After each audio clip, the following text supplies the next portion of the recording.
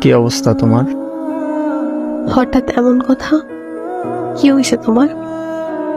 আরে তেমন কিছু না, বাসা দিয়ে নাকি ছেলে দেখছে। তো কি হয়েছে? ছেলের নাকি সরকারি চাকরি আছে।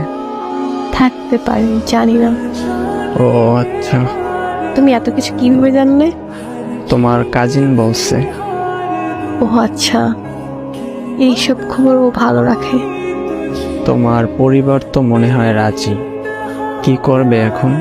আমাদের সম্পর্ক কি এখানেই সমাপ্তি?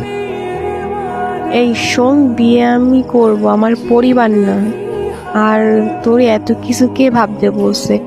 তোর সামনে পরীক্ষা, তুই পড়াশোনায় মনোযোগ দে।